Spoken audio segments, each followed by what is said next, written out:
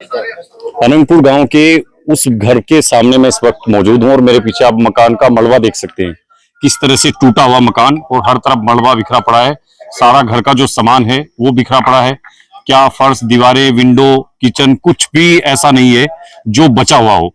और घर की जो दीवारों में लगी हुई जो देखिए मेरे हाथ में ये है, ये इन खिड़की दरवाजों की जो पिन है ना, हाँ, चेयर के नीचे की जो है ये स्टैंड, एक तरह से सपोर्ट है, ये सब मेरे हाथ में है। तो इतनी बुरी तरह से कार्रवाई हुई है। एक भैया हमारे साथ हैं, इनसे बात करते हैं कि ये जो अनंतपुर में जो कार्रवाई हो रही है जेसीबी की, जो सरकार कर रही है, इस पर उनका क्या कहना है। क्या नाम भैया आपका? जी, मेरा नाम निखिल खारी है। अच्छा, ये घर हमारे अच्छा, आप यहाँ मतलब इस गांव के रहने वाले नहीं? नहीं, मैं तेखंड गांव से हूँ।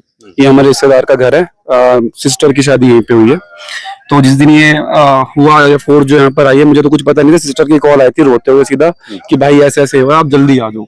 अब वहां से हम भगे हैं तो यहाँ जहाँ पे घर है हमारा, इससे कम से कम 1.5-2 किलोमीटर पहले फोर्स इतनी लगा दी कि हमें अंदर ही नहीं आने दिया।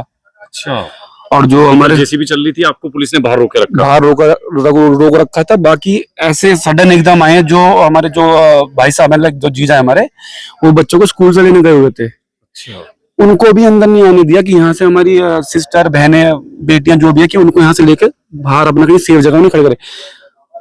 इतना गंदा प्रशासन ने करा ना हमारी फैमिली के साथ। आप समझो, घर एक आशियाना बच्चों का, जहाँ खेलते हैं, वो सुबह स्कूल के लिए निकले, उसके बाद यहाँ वापस घर ही नहीं आए। वहां से बाहर तो पहले यही सुना होगा कि भाई सरकार का काम है लोगों को रोटी, कपड़ा और मकान देना। कभी ये भी सुना था कि सरकार लोगों के मकान छीन भी सकती है? रोटी, कपड़ा और मकान। यहाँ तो सिर्फ एक मकान छीनते सब कुछ चला गया। मतलब किसी का मकान छीन लेना, छत छीन लेना, जीरो हो जाता इंसान। जीरो हो जाता इंसान, जीवन भर लग जाता घर बनाने में।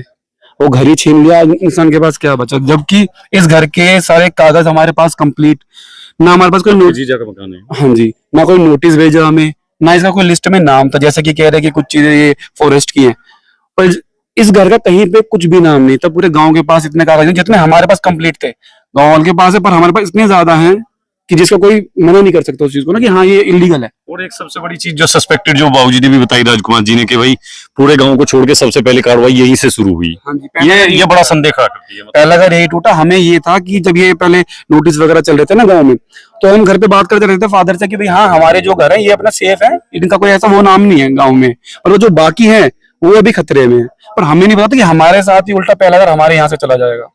अच्छा, लोग ये भी सोचेंगे भाई वीडियो देख के भाई इनके रिश्तेदार और ये कांग्रेस के लोग होंगे, कृष्णपाल जी पे तो आरोप लगाएंगे जैसे बाबूजी लगा रहे थे। तो ये भी थोड़ा सा आप क्लियर करिए, क्या बीजेपी को सपोर्ट करते रहे आप लोग? बीजेपी के सपोर्टर हैं? जी, मैं सपोर्टर वाली बात नहीं है, राजनीति वाली उसमें मैं अभी हमारा घर टूटा है इसमें। मैं तो चाहता हूँ राजनीति हो चाहे समाज हो, बस हमें हमारा वो जलाए इंसाफ हमारा। और जो मंत्री जी दिखाई दिए इधर, कृष्णपाल जी आए थे क्या? जी अभी यहाँ पे बिल्कुल नहीं आए। और यहाँ के लोकल जो एमएलए हैं वो आए हो? जी अभी मेरे सामने तो बिल्कुल नहीं आए।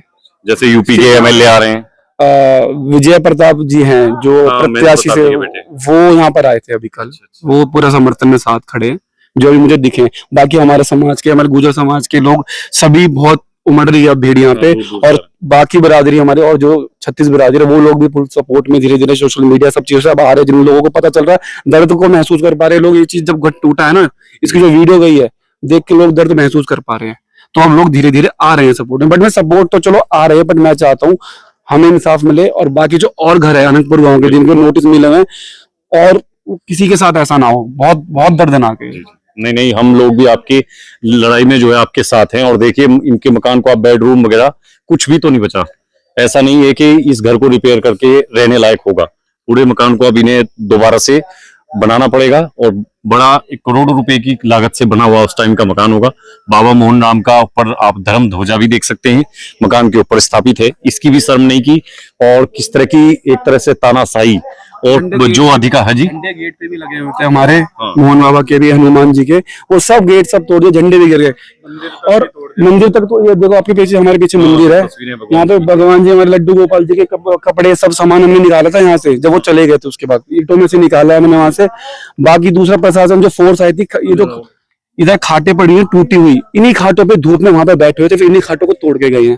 तो मतलब देखो इस तरह से ये है सरकार का रवैया और प्रशासन की ये कार्रवाई। तो ये कोई मतलब कुख्यात कोई हिस्ट्री सीटर नहीं है जिन पर इस तरह की जेसीबी की कार्रवाई होनी चाहिए। इनके घर का जो फर्नीचर है उसकी हालत आप देख सकते हैं। कभी बड़ी शानदार ये कुर्सी थी और अब इसकी हालत ऐसी हो गई है। तो ये हुई है यहाँ जेसीबी की कार्रवाई और इसकी हकीकत बयां करती है तस्वीरें। और बच्चों की जो किताबें हैं, नोटबुक हैं और बुक्स हैं सारी, ये आप देखिए किस तरह से बच्चों की जो किताबें हैं ये यहाँ बिखरी पड़ी हैं। और ये देखिए आप, नोटबुक भी है छोटे छोटे बच्चों की और तमाम किताबें हैं इनकी।